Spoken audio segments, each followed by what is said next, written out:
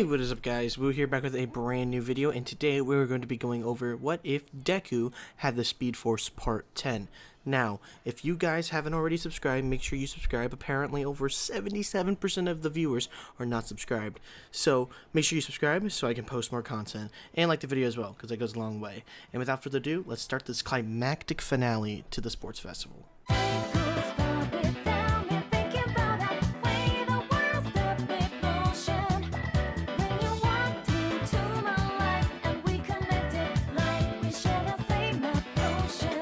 After beating Ida, Deku goes into the resting room to think of a plan of how he's going to beat Bakugo, but at the same time he keeps thinking about Ida, wondering why he looks so worried after the phone call that he had received. He starts to worry more since after the phone call, Ida had talked to a teacher who had escorted him out of the sports festival immediately.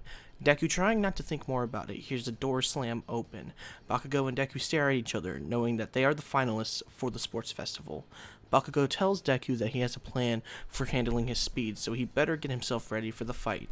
Deku smiles, saying that he already has a plan, and he's not going to worry about Bakugo, and if anything, Bakugo should start worrying about himself, since Deku is about to win the sports festival, and Bakugo is about to get some serious injuries. Bakugo walks off upset, and Deku starts to plan for the fight. He remembers when they first fought at the battle trial from a few weeks ago, remembering that Bakugo had a stun grenade that heavily hurt Deku's vision.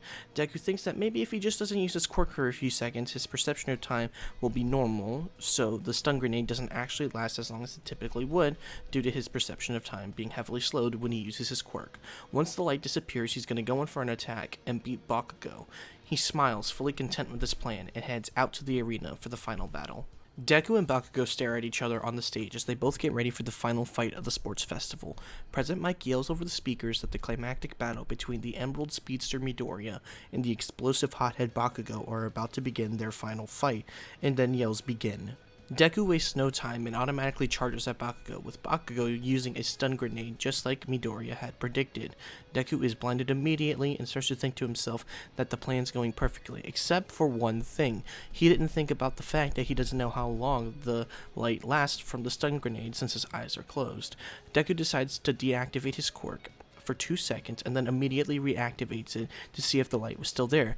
Deku sees that the light is gone, but also Bakugo is gone as well. Then he feels a pain on his right side. He screams in pain as he looks and sees Bakugo right there, hitting him with a giant explosion. Deku hits the floor in pain, but before Deku can activate his quirk to reposition himself, he slows down his perception of time, but already he feels something grabbing his arm. It's Bakugo. Bakugo grabs his arm and throws him in the air with the help of an explosion. Deku automatically reactivates his quirk once more, thinking to himself that Bakugo is taking the fight more seriously than he had expected.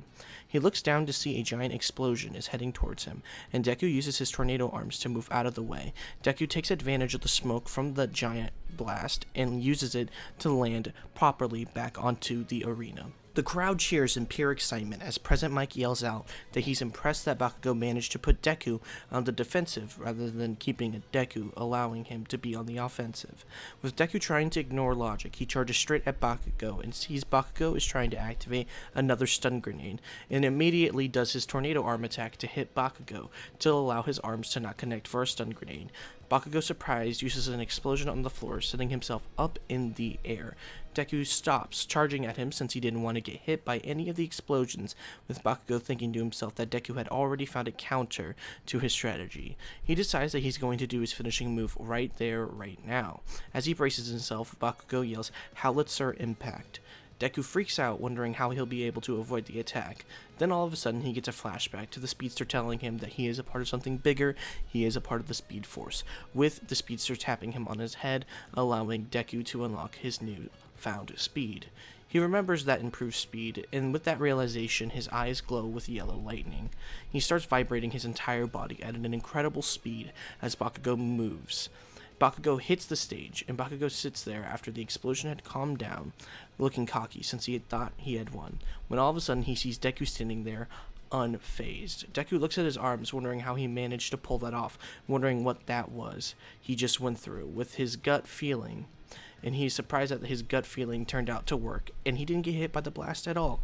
He looks up and sees a shocked Bakugo and takes advantage of this. He bolts straight at Bakugo, punching him as fast as he can in multiple different spots. Bakugo is sent flying due to the barrage of punches.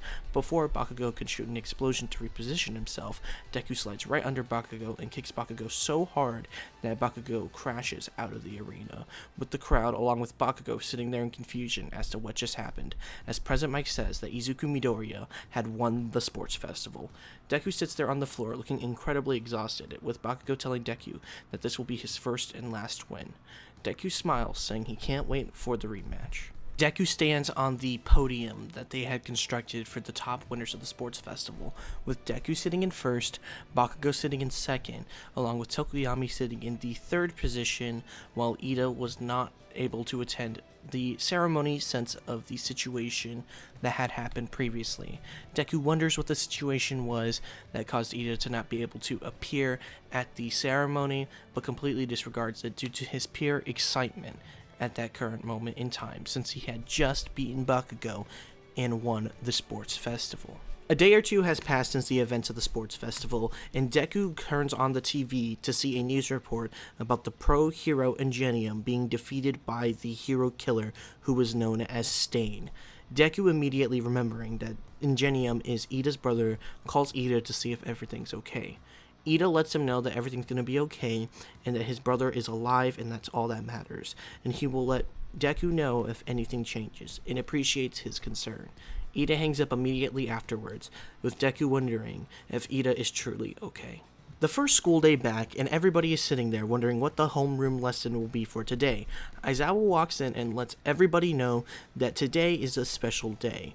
Today they are going to be deciding their pro hero names. Everybody jumps up in excitement as Aizawa activates his quirk, being annoyed at how jumpy and disrespectful the class is being towards him. They all immediately quiet down and simmer down, sit down, and get ready to listen to Aizawa's speech.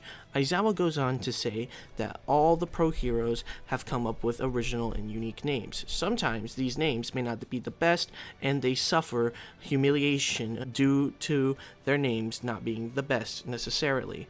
Midnight walks in, reaffirming Aizawa's statement, telling everybody that they need to come up with the best hero name they can think of, and they are there to provide help to come up with better hero names. While the class was coming up with some pro hero names, Aizawa tells them to stop writing down names for a few seconds and to pay attention to what he's about to say. Everybody performed at the sports festival incredibly well. However, some did way better than others, causing this to be a little confusing, as everybody wonders what this means. Aizawa points his clicker in his hand and shows a list of everybody's pro hero requests, with Midoriya, aka Deku, getting the most amount of requests for people to hire him for the internship. Deku wonders what an internship is, and Aizawa basically tells him it gives him field experience. It gives all the students a chance to get some field experience. The class starts getting excited, some being happy that they even just got one offer, while some being upset that they didn't even get an offer at all. Aizawa tells them to not worry about not getting offers though, since there are plenty of pro hero agencies listed on a pamphlet that they are allowed to go to, even if they weren't necessarily requested by these agencies. Deku looks at the list of agencies that had wanted him specifically, and one catches his eye: the Endeavor Agency.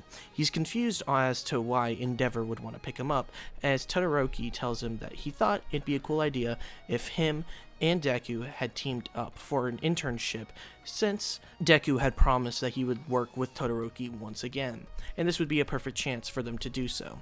Deku smiles and agrees as they both write down Endeavor for their hero internship agency. After deciding what agency he wanted to choose, which was the Endeavor Agency, Deku sits there starting to write down more hero names that he wanted to use. He couldn't think of any good ones. He tried Emerald Speedster, like President Mike had called him previously, and all these other nicknames, but he couldn't think of one, when all of a sudden he gets a flashback to when he fought Todoroki, where he said he wanted to save people with a smile and in a flash. He immediately smiles, because he knows what he wants his hero name to be, jots it down, and Midnight asks if anybody would like to volunteer to say their hero name first. Deku runs up there in pure excitement as he slaps down his whiteboard with the name The Flash written on it. He says to the classroom that he would love to save everybody in a flash. Everybody likes the hero name, saying it's simplistic and short, sweet, straight to the point, and with Midnight not having any objections, or Aizawa having any objections to the hero name, Deku was crowned the Flash. And boom, guys, that is the finale of the sports festival portion of What If Deku had the Speed Force. Now, if you guys want this What If series to continue, let's shoot for 80 likes. I feel like we could do 80 likes. I feel like that's pretty realistic. So be sure to like, favorite, comment, subscribe, and also, while you're in the comments, tell me what if you would like me to do next, or just tell me what you thought of the What If so far. I like to hear your guys' opinion and feedback when I have time to read comments. So if you guys enjoyed this video, again, be sure to like, favorite, comment, subscribe, and I'll see you guys next time. Peace out. Bye-bye.